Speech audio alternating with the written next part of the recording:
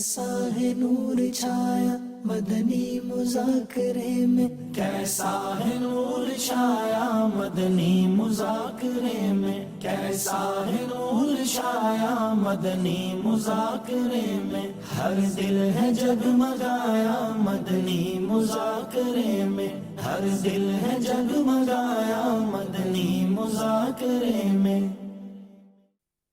الحمدللہ رب العالمین والصلاة والسلام علی خاتم النبیین، اما بعد فاعوذ باللہ من الشیطان الرجیم، بسم اللہ الرحمن الرحیم، الصلاة والسلام علیک یا رسول اللہ وعلی آلک واصحابک یا حبیب اللہ، الصلاة والسلام علیک یا نبی اللہ وعلی آلک واصحابک یا نور اللہ۔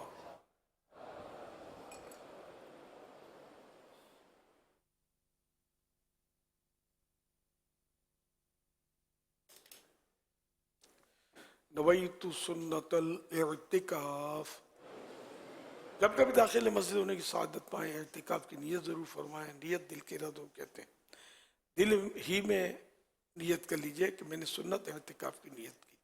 عربی میں کہہ لیں نویت سنت الاعتکاف، جبکہ معنی پتہ ہوں، معنی اس کا یہی ہے کہ میں نے سنت اعتکاف کی نیت کی۔ زبان سے بھی کہنے جبکہ دل میں نیت موجود ہے زیادہ اچھا ہے، ورنہ دل کی نیت سے بھی اعتکاف ہو گیا۔ اب جب تک مسجد میں رہیں گے آپ کو مفت کا ثواب ملتا رہے گا، جب مسجد سے باہر نکلیں گے تو یہ نفل اعتکاف ختم ہو جائے گا۔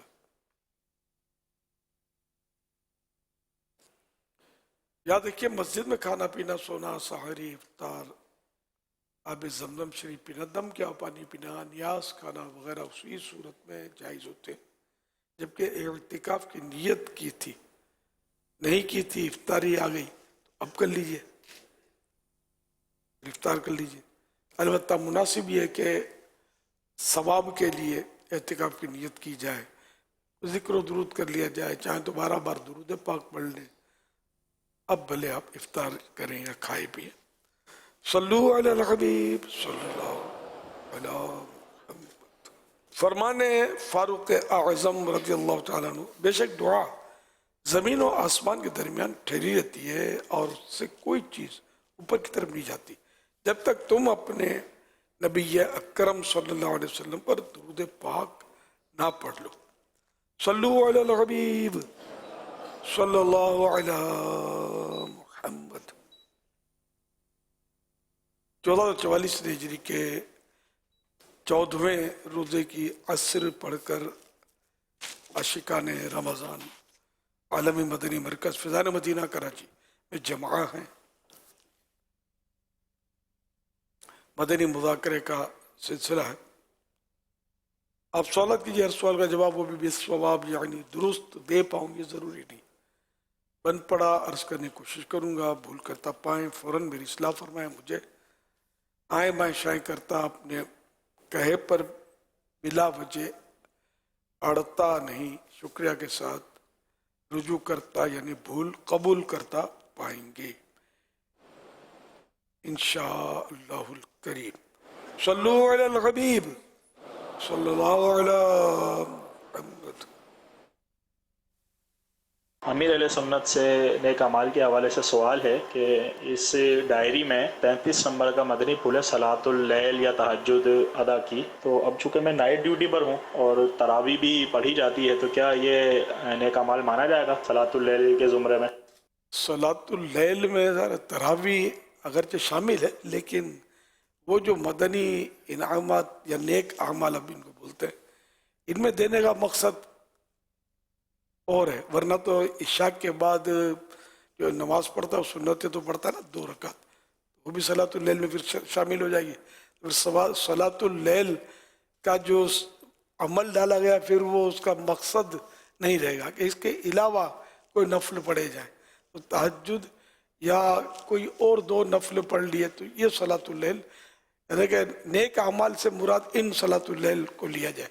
واللہ تعالی اعلم ورسولہ اعلم عز وجل وصلی اللہ تعالی علیہ وآلہ وسلم. صلو علی الحبیب صلی اللہ علیہ محمد. خود عشاء بھی تو صلاۃ اللیل ہے. ہاں معنوی لحاظ سے تو ویسے بھی رات کی نماز صلاۃ اللیل، وہ بھی صلاۃ اللیل میں تو آئیں گے، لیکن اپنی مراد یہ کہ جیسے تہجد پڑھے تاکہ تہجد کا عادی بنے. اگر تہجد رات جاگی تو پھر اس طرح رات کو دیر سے بیچ میں کم از کم 2 نفل پڑھ لے تاکہ وہ تہجد کی عادت بنے. ایک تو ہوتا نا کہ وہ فارمولیٹی، تو فارمولیٹی نہیں کرنی، اپنے کو عادت بنانی ہے تہجد کی. ورنہ صلاۃ اللیل تو اس کی انمان وغیرہ تو ہو گئی کہ تراویح اس نے پڑھی، لیکن نیک عمل اس کا نہیں مانا جائے گا. صلو علی الحبیب صلی اللہ علی محمد. یعنی شرعن نیک عمل ہے، ہاں وہ ہر نماز نیک عمل ہے، لیکن جو رسالہ ہے جس میں نیک عمل 72 63 وغیرہ جو دیے گئے ان کے مطابق نہیں مانا جائے گا. صلو علی الحبیب صلی اللہ علی محمد. میرا نام پیر بخش ہے. میرا یہ سوال ہے بابا سائیں سے کہ جو مرے ہوئے ماں باپ ان کا کیا فطرہ دینا، اگر وہ نہیں دے چکے ہیں تو ان کا دینا صحیح ہے یا نہیں؟ فوت شدہ ماں باپ پر تو فطرہ واجب نہیں ہے، نہ ان کی طرف سے کسی پر واجب، اولاد پر بھی واجب نہیں ہے. اچھا اب ان کے زندگی میں باقی تھے، شاید یہ سوال میں حصہ ہے کہ اب وہ نہیں دے سکتے، یا اگر نہیں دیا تو ان پر باقی رہے گا یا نہیں، یا ساقط ہو جاتا ہے فوت ہونے کے بعد، چاہے پہلے واجب ہوا تھا، اچھا چاہے پچھلے نہ دیے ہوں، اس پر وہ گناہ تو ہوا اس کا جو اس نے کیا تھا. صلو علی الحبیب صلی اللہ علی محمد. ماں باپ کی طرف سے فطرہ دینا واجب نہیں ہے. جو فوت شدہ ماں باپ ہیں ان کی طرف سے جو زندہ ہوں تب بھی ماں باپ، اولاد پر فطرہ ان کا دینا واجب نہیں ہے. صلو علی الحبیب صلی اللہ علیہ محمد.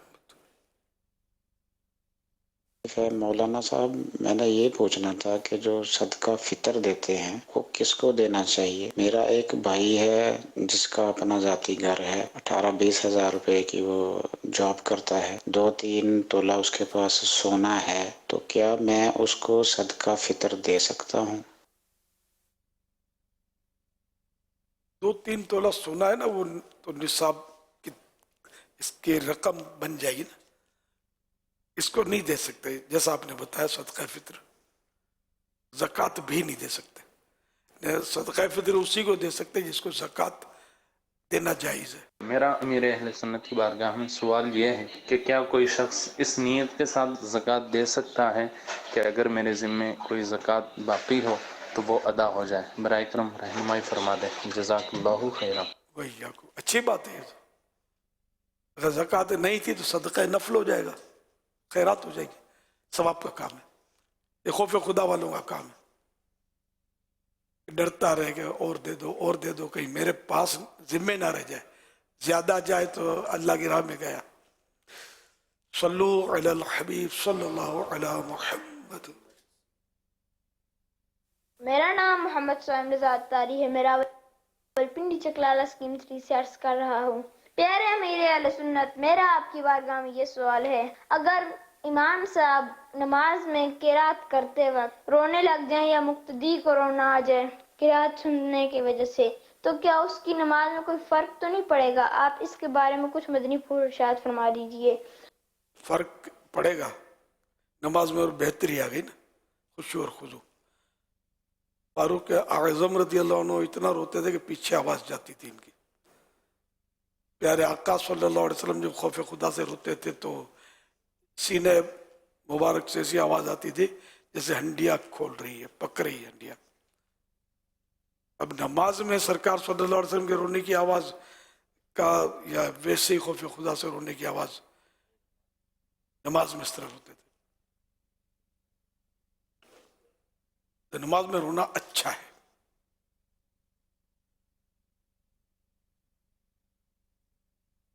صلو علی الحبیب صلی اللہ علی محمد.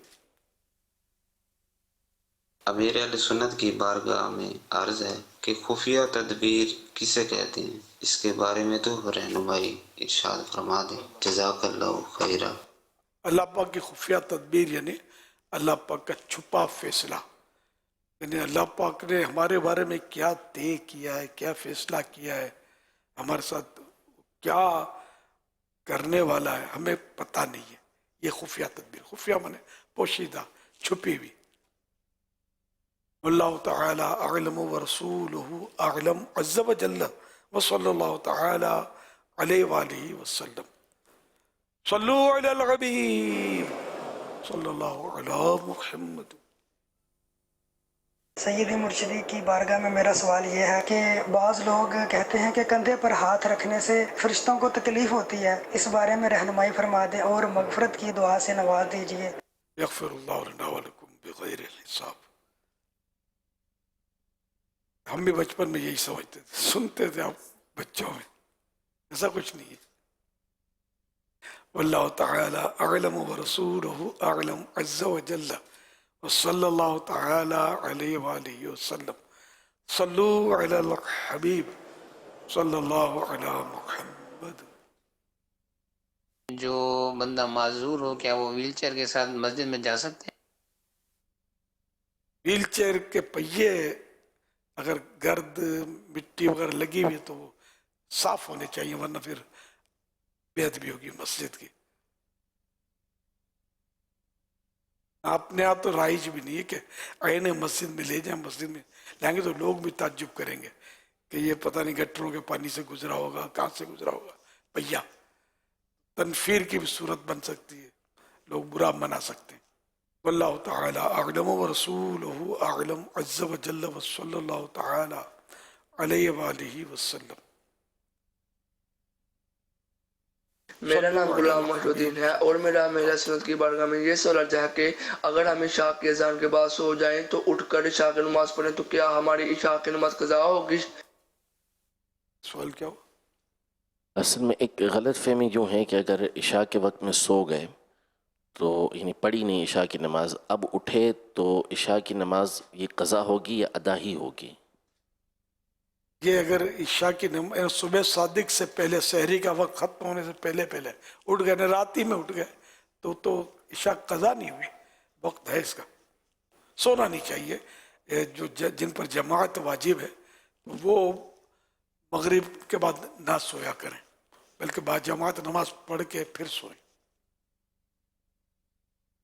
یہ مردوں کے لیے، عیسائی بہنوں کے لیے یہ بھی نہیں ہے.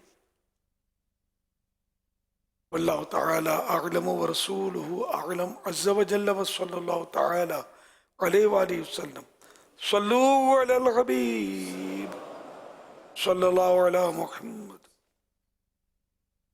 مبشر علی عطاری عرض کر رہا ہوں فیصل آباد سے. میرا امیر اہل سنت کی بارگاہ میں یہ سوال ہے کہ یہ ہمیں کیسے پتہ چلے گا کہ یہ شخص زکوٰۃ کا مستحق ہے کہ نہیں؟ کیا اس سے پوچھ لینا چاہیے؟ جو پروفیشنل بھکاری ہوگا پوچھیں گے تو وہ تو ہاں ہی بولے گا نا کہ میرے سے بڑھ کر وہ حقدار ہے بھی نہیں. پوچھنا کافی نہیں ہے، ضرورت بھی نہیں اس کی. خود غور کرے کہ یہ حقدار ہے یا نہیں ہے. یا تو پتہ ہوتا ہے کہ یہ حقدار ہے، یا پھر اگر سمجھ ہی نہیں آتی تو پھر غور کرے کہ یہ حقدار ہے یا نہیں ہے. اگر خیال جم جاتا ہے کہ یہ حقدار ہے تو زکوٰۃ دے دے اس کو. صلو علی الحبیب صلی اللہ تعالی علی محمد. شادی کے بارے میں کچھ غلط فہمیاں عوامی طور پر ہوتی ہیں، اس کے تعلق سے کچھ سوالات آپ سے کرنے ہیں. جی. مسجد کے علاوہ کسی اور جگہ پر نکاح پڑھانے میں کوئی حرج تو نہیں؟ کوئی حرج نہیں. نکاح میں چھوارے لٹانے کا جو رواج ہے کیا یہ درست ہے؟ ملفوظات اعلیٰ حضرت میں ہے کہ حدیث شریف میں لوٹنے کا حکم ہے اور لٹانے میں بھی کوئی حرج نہیں. یہ حدیث دار قطنی، بیہقی، طحاوی وغیرہ میں موجود ہے۔ کیا نکاح کا خطبہ بھی جمعہ کی خطبہ کی طرح توجہ اور خاموشی سے سننا فرض ہے؟ ہر خطبہ توجہ کے ساتھ سننا فرض ہے، نکاح کا ہو اور یہ جمعے کا خطبہ ہو، عیدین کا خطبہ ہو، ہر خطبہ سننا فرض ہے توجہ کے ساتھ۔ شادی کے لیے لڑکا اور لڑکی کا آپس کی انڈرسٹینڈنگ کے لیے آپس میں ملنا کیسا؟ نہیں مل سکتے، صرف ایک دوسرے کو دیکھنے کا اب ہمارے ہاں یہ بھی رواج نہیں ہے۔ حدیث پاک میں ہے کہ جس سے نکاح کرنا چاہتا ہے اس کو دیکھ لے، لیکن اکیلے میں نہیں۔ اور حدیث پر نیت کرنے، حدیث پر عمل کرنے کی نیت ہونا بھی ضروری ہے۔ دیکھ لے، بس اتنا ہی ہے۔ شادی کے لیے ولیمہ کرنا کیا ضروری ہے؟ سنت مستحبہ ہے، مستحب ہے، ثواب کا کام ہے، جبکہ ہو شریعت کے مطابق۔ شادی جیسے خوشی کے موقع پر کیا گانے بجانے وغیرہ کی صورت بن سکتی ہے؟ خوشی کے موقع پر تو وہ اللہ کا شکر ادا کیا جاتا ہے، تو شکرانے کے نفل پڑے تو اچھا ہے، گانے باجے تو حرام ہے۔ کسی جگہ شادی کرنا چاہ رہے ہیں تو کیا استخارہ کروا سکتے ہیں؟ اگر دل مطمئن نہیں ہے تو استخارہ کروا سکتے ہو، دل ہی مطمئن ہے تو پھر استخارہ نہ کیا جائے۔ منگنی ٹوٹنے کے بعد تحفے واپس دینا ضروری ہوگا؟ جیسا رواج ہوگا اسی کے اعتبار سے، جیسی چیزیں ہوں گی، بعض چیزیں تو وہ ہوتی ہیں جو استعمال ہو جاتی ہیں اور بعض چیزیں ہوتی ہیں باقی ہوتی ہیں، اس میں بھی رواج کا ہی لحاظ ہوگا۔ جس قوم میں جیسا رواج کہ اگر دینا پڑتا ہے تو وہ دے دیا جائے، اور اگر وہ چھوٹی موٹی چیزیں ہیں کہ وہ استعمالی ہو گئیں پہلے سے اور پھر بھی اگر عرف ہے تو نہیں دینی پڑے گی۔ نہیں تو کیا اس کا ہر چیز میں کیا عرف ہے؟ عرف مانے رواج، کہیں ہوگا کہ دینا پڑتا ہو، کہیں نہیں دینا پڑتا ہوگا، برادری کا اپنے اپنے عرف۔ ایسا کا تو جیسے سسرال کی طرف سے لڑکی کو سونے کی سیٹ یا کچھ نہ کچھ کپڑے وغیرہ دیے جاتے ہیں، منگنی کے موقع پر دیے جاتے ہیں۔ اب اس میں مطلب کہ جو دینے والے دے رہے ہوتے، جیسے لڑکے والوں نے لڑکی کو دیا تو ان کے پیچھے ایک یہ تصور تو ہوتا ہی ہے کہ لڑکی یہ سب کچھ لے کر آئے گی تو ہمارے ہی گھر کے اندر، اور منگنی ٹوٹ گئی تو اب انہوں نے لڑکی کا میل کیا نہیں کیا یہ نہیں پتا، لیکن دیتے تو لڑکی کو تحفے میں، اب منگنی ٹوٹ گئی تو ان کو تو یہ ہوگا نا کہ یہ جو کپڑے نے سب سونا دیتا ہے تو یہ بھی گیا۔ ہاں تو اب اگر برادری کا رواج ہے کہ واپس دینا ہوتا ہے تو دینا ہوگا۔ دیکھو سوشل میڈیا کے سوال آتے ہیں، یہ انسان کو جو جھرجھری آتی ہے یہ کیوں آتی ہے؟ شرح الصدور پیج نمبر 121 پر ہے۔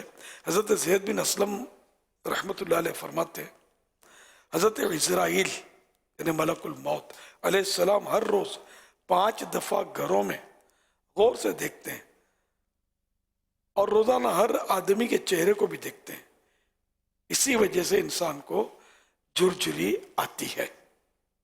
اچھا یہ ارشاد فرمائیے، ایک شخص خود تو نماز پڑھتا نہیں ہے لیکن دوسروں کو کہتا ہے نماز پڑھو، تو اس کا یہ عمل کرنا کیسا؟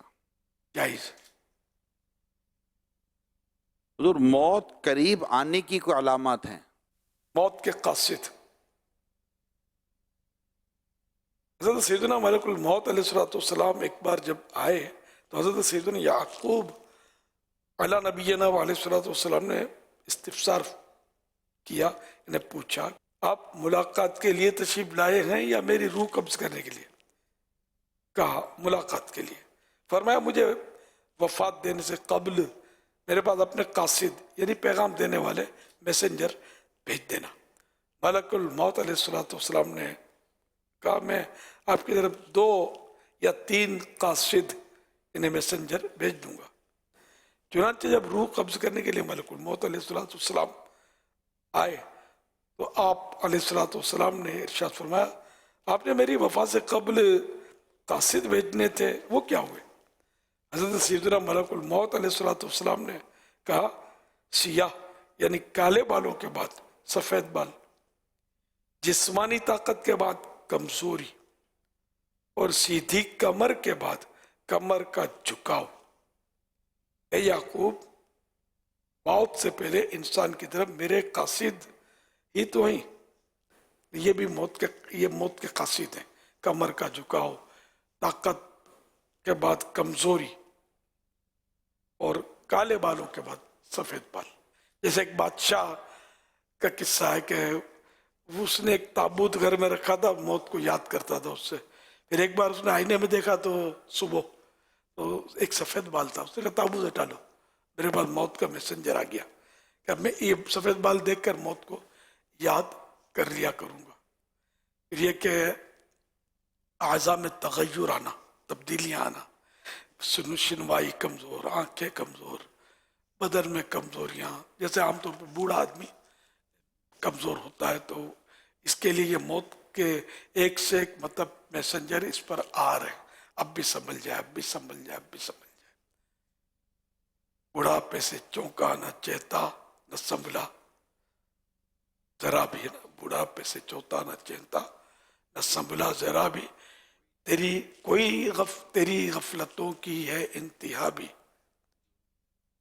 جنوں کب تلک ہوش میں اپنے آ بھی, جگہ جی لگانے کی دنیا نہیں. یہ عبرت کی جا ہے, تماشا نہیں ہے. یہ میسنجر اس کے لیے کہ جس کو موت آئی نہیں, ورنہ تو اچانک بھی آتی ہے. زندہ ہے اس کے لیے یہ میسنجر, ورنہ تو جوان ہٹا کٹا فوت ہو جاتا ہے, ایکسیڈنٹ ہو جاتا ہے اس کا, زلزلے میں تو جوان بوڑھے سبھی جو آیا لپیٹ میں, سیلاب جو آیا اس کو بہا کے لے جائے گا. ہاتھی آئی تو ہاتھی کو, بکری آئی تو بکری کو, جو بھی آئے. یوں ہر وقت موت کا میسنجر ہے. ملک الموت ہر ایک کو روزانہ بغور 70 بار دیکھتے ہیں. غالباً یہ روایت بھی ہے ہاں کہ یہ اس کا وقت, میں اس کی روح لینے آیا ہوں, اس کی موت کا وقت آ کے نہیں ہنس رہا ہے. ہمارا ہنسنا بھی ملک الموت کے لیے تعجب انگیز ہے کہ جس کو مرنا ہے اس کا ہنسنا کیسا. ہمیں کہ غفلت کی نیند سے بیدار ہو نہیں رہے. صلو علی الحبیب صلی اللہ علی محمد. تو میرا یہ سوال ہے کہ سید صاحب کو فطرہ دے سکتے ہیں؟ نہیں دے سکتے. جس کو زکوٰۃ نہیں دے سکتے اس کو فطرہ بھی نہیں دے سکتے.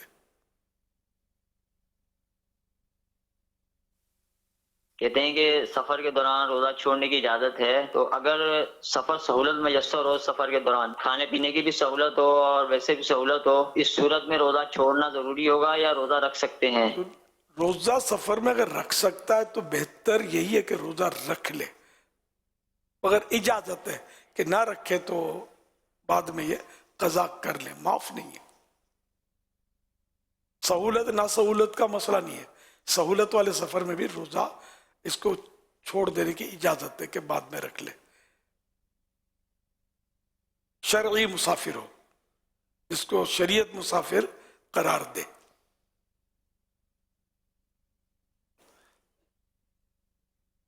صلو علی الحبیب صلی اللہ علیہ وسلم.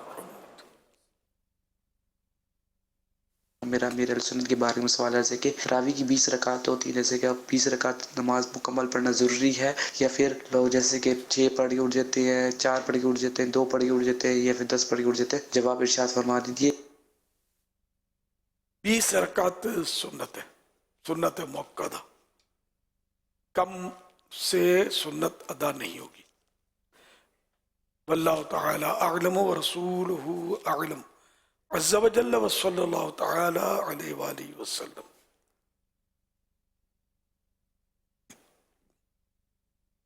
پیر و مرشد کے بارگاہ میں عرض ہے کہ آنکھیں جو پھڑکتی ہیں وہ کیوں ہوتا ہے؟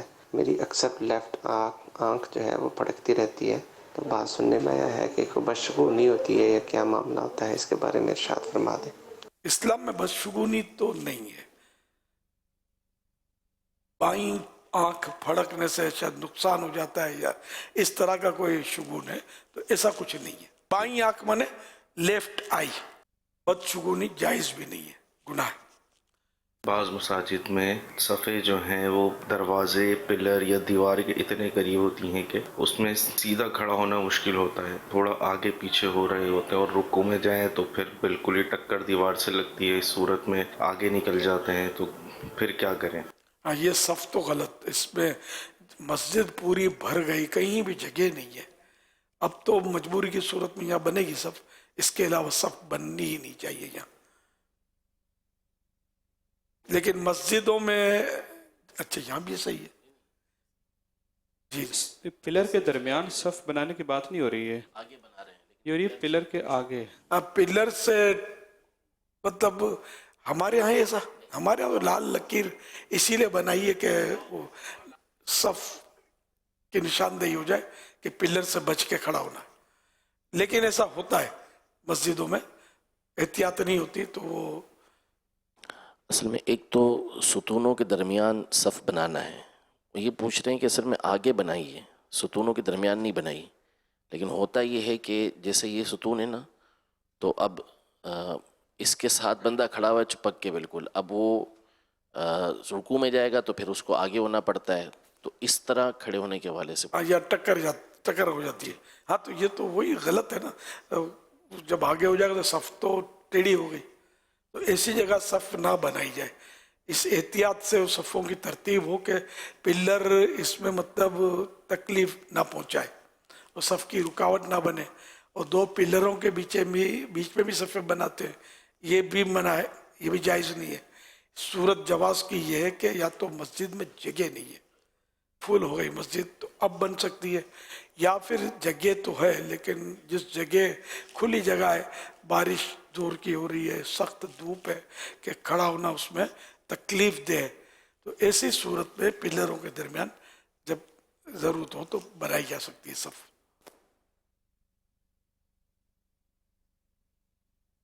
عالمی مدنی مرکز فیضان مدینہ میں پلر کے ساتھ جو ہے نا کالی پٹی اور اس کے آگے لال جو یہ لائن ہے، یہ اسی لیے لگائی ہے کہ اس جگہ یہ کالی پٹی پہ کھڑے نہ ہوں، بلکہ جو لال پٹی ہے نا اس پہ یہ کھڑے ہوں گے، تو پھر یہ صف میں جب وہ رکوع وغیرہ کریں گے تو ان کو مشکل نہیں ہوگی. جی یہ جو سرکاری ملازمین ہیں انہوں نے ہائرنگ کروائی ہوتی ہے، اب جس کا گھر اپنا ہے انہوں نے اگر ہائرنگ کروائی ہے کہ میں کرائے پہ رہ رہا ہوں، تو وہ اپنے گھر میں رہ رہے ہیں لیکن پھر بھی گورنمنٹ سے وہ پیسے کرائے کے لے رہے ہیں ہائرنگ کروا کے، تو کیا اس طرح لینا پیسے درست ہے، جائز ہے؟ یہ پلیز رہنمائی فرما دیں، جزاک اللہ خیر. اس سوال کا مطلب کیا ہوا؟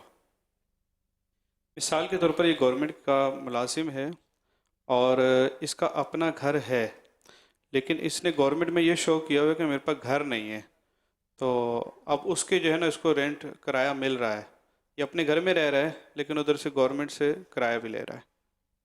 دھوکہ تو دیا نا اس نے کہ میرے پاس گھر نہیں ہے، گناہگار تو ہوگا، اور یہ رقم اس کے لیے جائز بھی نہیں ہوگی، واپس لوٹانی پڑے گی اور توبہ بھی کرنی ہوگی. صلو علی الحبیب صلی اللہ علی محمد. حضور یہ ارشاد فرمائیے کہ نماز میں رکعتیں بھول جائیں تو کیا کریں؟ اولاً تو ظن غالب کرے گا، اگر تو اس کا ذہن جم جاتا ہے جس طرف تو ٹھیک ہے، اور بار بار اس طرح اس کا ہوتا رہتا ہے معاملہ، تو پھر وہی جو آپ ارشاد فرما رہے ہیں کہ ظن غالب بھی نہیں جم رہا تو اب کم پر بنا کرے گا، یعنی کم کو اختیار کرے گا. مثلاً ایک 3 ہوئی ہے 4 ہوئی، تو اب اس کا ذہن جم گیا کہ ہے 3 ہوئی ہے تو 4 کرے. اگر 4 پر ذہن جم گیا نہیں ہوئی تو 4 ہے، اب خامخواہ اس کو وہم آ رہا ہے کہ پتہ نہیں 3 ہوئی 4 ہوئی، تو اب یہ 4 سمجھے، اس کو 4 قرار دے. اور اگر یہ شک ہے تو دونوں طرف آدھا آدھا ہے نا، 3 ہوئی 4 ہوئی، اب یہ کہ یہ کم کو اختیار کرے گا جبکہ شک ہے. اور تیسری پر بھی قاعدہ کرے گا وہ. جی ہاں، پھر وہ اس کا یہ کہ تیسری پر قاعدہ کرے کہ ہو سکتا ہے یہ 4 ہو تو فرض اس کا ادا ہو جائے، اور پھر آخر میں وہ سجدہ سہو بھی کرے گا. لال مرچ سے نظر اتاری جاتی ہے، اس کی کیا حقیقت ہے؟ حقیقت نظر آتی ہے اس کی کہ یہ لال مرچیں 3 یا 7، یہ 7 پھیرے منظور پر جس کو نظر لگی ہے تو اس کے اوپر سے اتاریں گے نا، تو آپ توے میں ڈالیں یا انگاروں پہ ڈالیں، تو اگر نظر ہے واقعی تو اس کی بو محسوس نہیں ہوگی، ورنہ مرچی ڈالو تو چھینکے مار کے آدمی کو بھاگتے بنے. ये इसकी अलामत है कि इसको नज़र है। तो इस तरह बार बार करे, रोज़ रोज़ करे इस तरह, तो जब इसकी मिर्चों की जो बू होती है ना, वो बू आनी शुरू हो जाए ओरिजिनल, जो भगा दे बंदों को एकदम, मैंने कहा परेशानी होती है, तो समझो कि नज़र उतर गई। एक टोटका ही है, जायज़ है।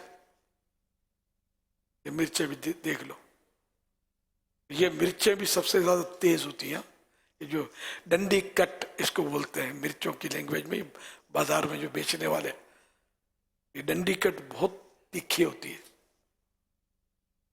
गोल मिर्च भी कहते होंगे, हाँ सही है। तहज्जुद की नमाज सुन्नत है या नफल? तहज्जुद की नमाज वैसे नफल है, सुन्नत मुस्तहब्बा, ना पढ़े तो गुनाह नहीं, मगर प्यारे आका सल्लल्लाहु अलैहि वसल्लम पर तहज्जुद फर्ज थी। इसकी अहमियत इससे जाहिर होती है, हम पर शफकत की गई है, यूं समझो, हमारे लिए फर्ज नहीं है, वरना हम 5 फर्ज नहीं पढ़े जाते तो छठी ये रात में उठकर कौन पढ़े। मेरे अहले सुन्नत साहब से ये सवाल है कि क्या फितरा मस्जिद के खादम को दे सकते हैं? अगर हकदार है तो खादिम को भी दे सकते हैं, और इमाम को भी दे सकते हैं, मौज़िन को भी दे सकते हैं। सल्लु अलल हबीब सल्लल्लाहु अला मुहम्मद। जैसे सहरी का वक्त नमाज फजर के वक्त से पहले ख़त्म हो जाता है, तो क्या इसी तरह तारी का वक्त नमाज मगरिब के वक्त से पहले शुरू हो जाता है?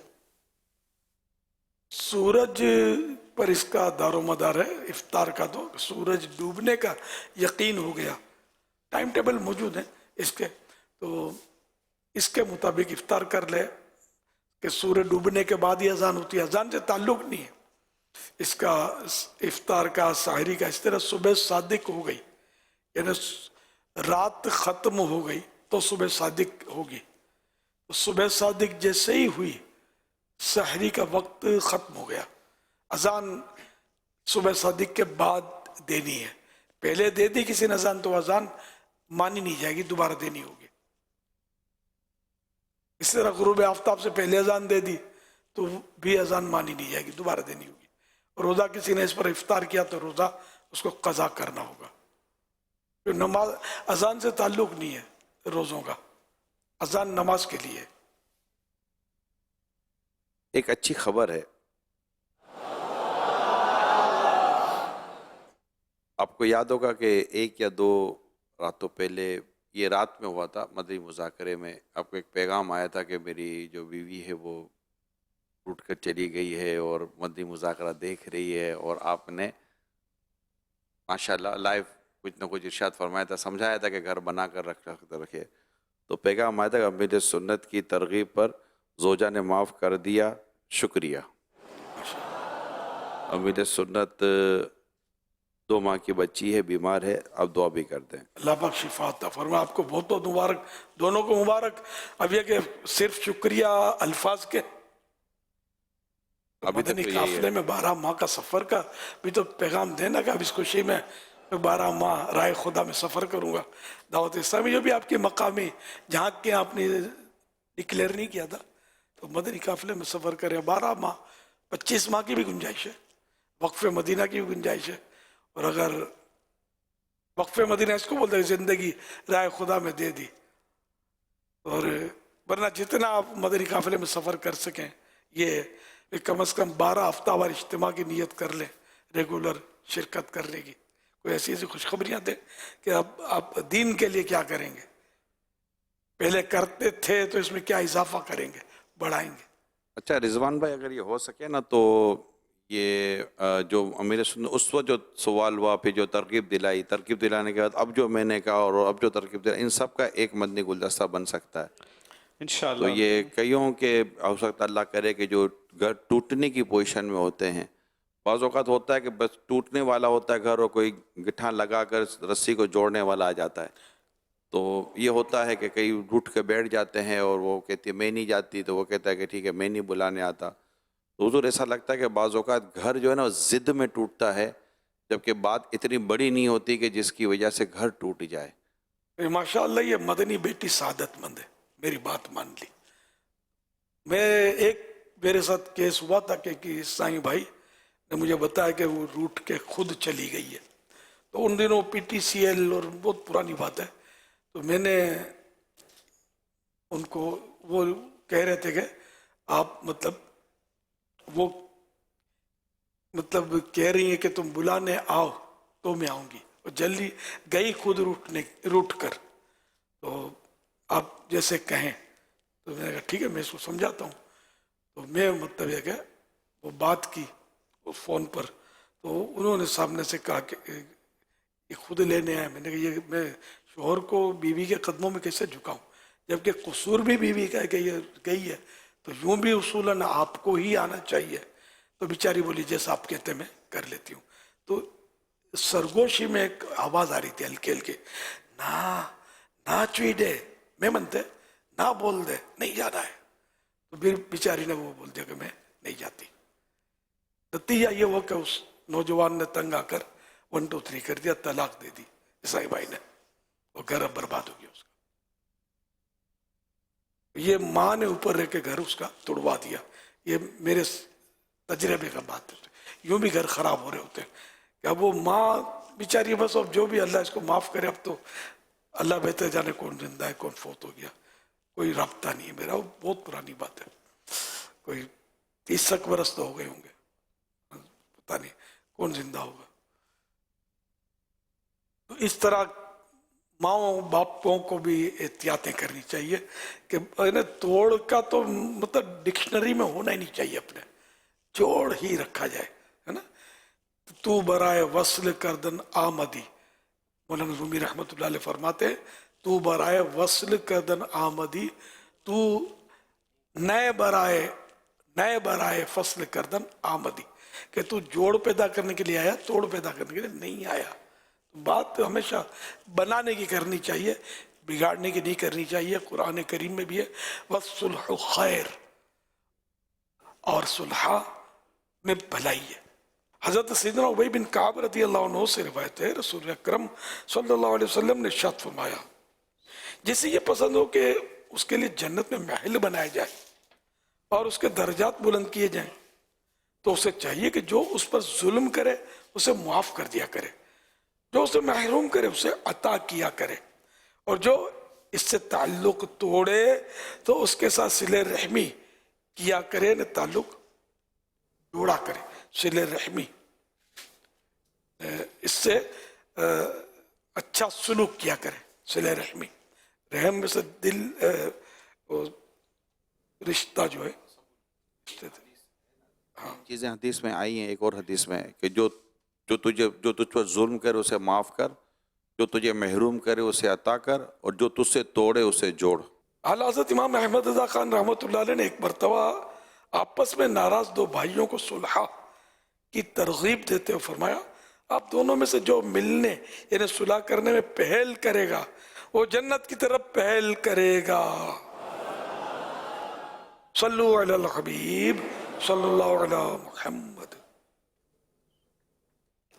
तो अब ये कि जो इन्होंने आप मदनी गुलदस्ता बनाना चाहते हैं ना, तो ये इस्तावी भाई से रिक्वेस्ट की जाए कि वो, या मेरी रिक्वेस्ट है कि वो अपना जो भी कहना चाहते हैं ना, वो अगर आवाज़ वापस दे दें, पहले भी तो आवाज़ दी थी ना, तो ये दे दें कि अल्हम्दुलिल्लाह उस दिन जो समझाया गया मदनी चैनल पर, तो इस पे अल्हम्दुलिल्लाह वो राज़ी हो गई और हमारी सुलह हो गई। भाई आवाज़ इनकी पहले भी आई थी, लेकिन हमने वो चलाई नहीं थी, निगरानी शुरा को मैसेज कर दिया था। हाँ। पहले आवाज़ थी, लेकिन हम लोग की आवाज़ ऑनर नहीं की थी। मैंने कहा उसकी इनकी तहरीर फिर हमने उसकी आवाज़ की थोड़ी सी तहरीर बनाई और हमने तहरीर आपको दे दी थी, ताकि वो आवाज़ फिर मजीद मसला हो सकता है। आपको रिजल्ट क्या है पता नहीं है ना।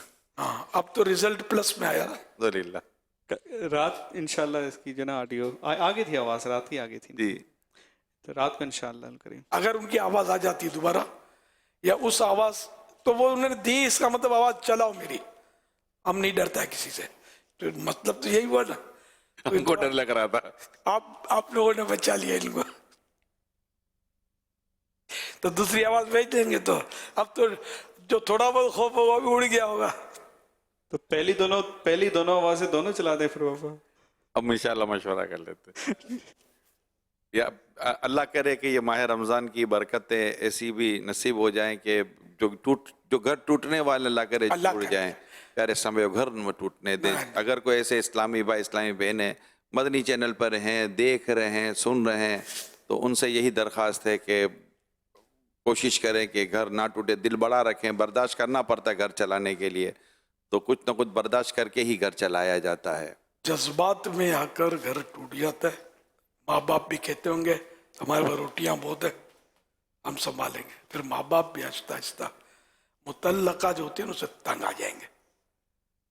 زندہ انسان کے ہزار نخرے ہوتے ہیں، ہزار مسئلے ہوتے ہیں. اس لیے جذبات میں نہیں آنا چاہیے. جوش میں ٹوٹ پھوٹ تو ہو جائے گی، تھوڑا پھونپھاں بھی ہو جائے گی، سب کچھ آہستہ آہستہ آہستہ. زندہ انسان کی ہزار ریکوائرمنٹس ہوتی ہیں. پھر بھائی کے الگ انداز ہوں گے تو بہن کے الگ انداز ہوں گے. اور کبھی غصے میں مسئلہ ہو گیا تو اس کو بول دیا نا تداکڑی چپ بیٹھ، پھر اس کو خودکشی کا راستہ شیطان دکھائے گا. یہ ایسا خوفناک طنز ہے جو طلاق کے لیے ہمارے یہاں دیا جاتا ہے، اتنا خطرناک ہے. تو اس لیے طلاق لینے کی سوچے نہیں، اور دینے والا دینے کی سوچے نہیں. گھر اب بچے بھی ہو جاتے ہیں پھر بھی طلاق ہو جاتی ہے. اب بچوں کے لیے پھر جو الگ جھگڑے مسائل، پھر اجڑتا بچہ ہے حضور. بچہ تو اجڑ گیا. وہ اس نے بھی دوسری شادی کر لینی ہوتی ہے، اس نے بھی پھر عدت گزار کر دوسری عموماً شادی کر لینی ہوتی ہے. بچے کے لیے آزمائش. بچہ لٹک گیا، بچہ یا بچے. ہاں جو تو یہ بہت اس سے احتیاط ہی کرنی چاہیے جتنا ممکن ہو نا. ممکن حد تک گھر کو چلانا ہی سمجھ میں آتا ہے. ماشاءاللہ امیر سنت نے بڑی خوبصورت اور بات کی ہے کہ پھر طلاق لے کے اگر بیٹی گھر آ جاتی ہے تو پھر بعض اوقات ہو سکتا ہے کہ اس کو یہ احساس پیدا ہو کہ بھلے جیسے ہی میرے حالات تھے مگر اس سے بہتر تھے جو میں اپنے والد صاحب کی اپنے ماں باپ کے گھر پہ بیٹھ کر جو ان حالات سے میں گزر رہی ہوتی ہوں. تو بہتر یہی ہو پھر کسی بڑے پر ڈپینڈ کر کے کہ میرے والد صاحب مجھے سنبھال لیں گے. اب والد صاحب کا ہو سکتا ہے چند دنوں میں اگر مثال کا انتقال ہو جائے تو پھر اس کو کون پھر تو اس کی ماں بھی بیچاری بیوہ ہو جاتی ہے. تو یہ بڑے مسائل ہوتے ہیں. کوشش کریں کہ اسلامی بھائی بھی دل بڑا رکھ کر اپنی بیوی کے ساتھ سلوک رکھیں، اور بیوی کو بھی چاہیے کہ وہ نبھائے. ضرور نہیں کہ دوسری شادی کے بعد دوسری بیوی یا دوسرا شوہر کو اس سے زیادہ بہتر مل جائے. ایسا نہ کہ شیر کو بھی سوا سیر مل جائے. تو یوں اللہ پاک ہمارے دلوں کو ملائے. ماہ رمضان کا یہ پیارا مہینہ اگر کہیں خدا نہ خدا روٹھ کر بیٹھے، اللہ نہ کرے، یہ ٹائم عموماً دیکھنے کا ہوتا ہے، مدنی چینل دیکھا جا رہا ہوتا ہے. اگر ایسے کہ روٹ کر بیٹھے ہیں تو درخواست یہی ہے کہ ملنے کی صورت بنائیں. والدین اگر کہیں کوئی روٹ کا شکار ہے تو وہ بھی مطلب کہ ملنے جلنے کی کوئی صورت بنائیں تاکہ مطلب کہ گھر بن جائیں. یہی سوچ رہے گھر بن جائیں. دل بڑا رکھ کر بڑوں کو چاہیے کہ بچوں کو ملا دے. بعض اوقات سسرال والے مطلب لڑکے کے ماں باپ اور لڑکی کے ماں باپ ہی آپس میں لڑے ہوئے ہوتے ہیں، ان کو ہی بات نہیں کرنی ہوتی. تو اب بچوں کا بیچاروں کا کیا بنے گا؟ تو آپ بڑے ہیں، بڑوں والا انداز اختیار کریں. اللہ کے پیارے پیارے آخری نبی صلی اللہ علیہ وسلم نے ارشاد فرمایا، کیا میں تمہیں ایسے عمل کے بارے میں نہ بتاؤں جسے اللہ اور اس کا رسول پسند کرتے ہیں؟ وہ یہ ہے کہ جب لوگ ایک دوسرے سے ناراض ہو کر روٹھ جائیں تو ان میں صلح کروا دو. اور ایک روایت میں صلح کروانے کو درجے کے اعتبار سے روزہ، نماز اور صدقے سے افضل عمل قرار دیا گیا ہے. یوں ہے فضیلت صلح کروانے کی. توڑوانے کی ممانعت ہے. توڑوانا تو بہت خطرناک ہے. ہمارے یہاں اوپر رہ کر بعض لوگ گھر توڑوا دیتے ہیں، ایک دوسرے کان بھرتے ہیں، دونوں میں پھوٹ ڈلوا دیتے ہیں. صلو علی الحبیب صلی اللہ علیہ وسلم. کیسا ہے نور چھایا مدنی مذاکرے میں، کیسا ہے نور چھایا مدنی مذاکرے میں، کیسا ہے نور چھایا مدنی مذاکرے میں. ہر دل ہے جگمگایا مدنی مذاکرے میں، ہر دل ہے جگمگایا مدنی مذاکرے میں.